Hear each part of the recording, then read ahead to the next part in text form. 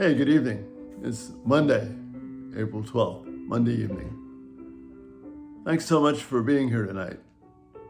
We're going to continue looking at the Beatitudes as give us our thought for this evening. And tonight we come to blessed are the merciful, for they will be shown mercy. We need to deal with the challenge of thinking that I obtain mercy because I'm merciful, but rather I'm merciful because God is being gracious to me, and then He shows mercy to me, and I respond to that. See, these Beatitudes are a response to the love that's been given us by God. They are not a way to earn our favor with God, but rather they're a response to God. And in turn, when we respond that way, then the mercy of God comes back to us. So the correct understanding, what Jesus is teaching us here, is not if you show mercy, you will get mercy. But rather, because you were shown mercy, and then you respond with mercy, then the cycle is completed where you'll be shown even more mercy. One example of that is shown in the parable of the ungrateful servant in Matthew 18. This man he's not doing the right thing, and he had incurred this huge debt with his employer. Huge. To the point where even after decades and decades of work, he could not pay it off. But his master says to him, "Your debt is forgiven." This huge load is just wiped away. And now the man is he's free, debt free. So he's been shown a great deal of mercy.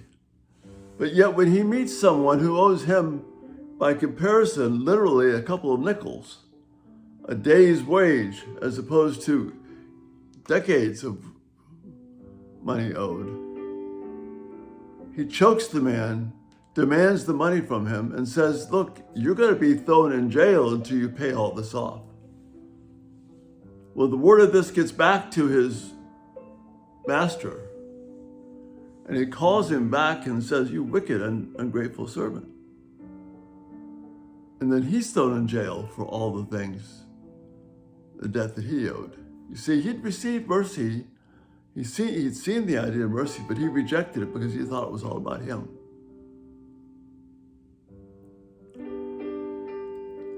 The point of that parable is we have been given the mercy of God. If we grasp that, if we understand that I'm not accountable for my sin, that I am constrained, compelled to show that mercy to other people. So when your children are being disrespectful, yes, you need to correct them. Yes, you need to help them see they're doing the wrong thing. But it's not outside the bounds of mercy. You are working to draw them back in. You want your discipline to be gracious. You want to be spoken with pleasant words. It's not retribution. It's calling them back to trust God so that they can know mercy. If you're in conflict with someone, if we know the mercy of God, our first step is not how can we get even with them? How can I pay back? How can I make them pay for the pain they've caused me? No, I extend mercy. Even when discipline, even when correction is called for, I do it in the spirit of mercy and grace, rather than retribution. And that's what this beatitude is teaching us. Blessed are those who are merciful, for they will receive mercy. You see, if you've been given mercy, and you understand what mercy means, then your heart should be overflowing to give that to those close to you.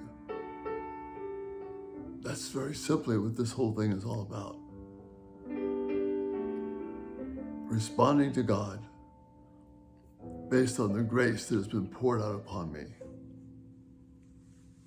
And in that way, I even reap more mercy. And so the Beatitudes are not do this and get that. The Beatitudes are a response to the mercy and grace given to us by God. And that's the thought for this night. Again, thanks so much for being here. Again, love your feedback. And Lord willing, we'll see you tomorrow. Have a great night. Be merciful. Good night.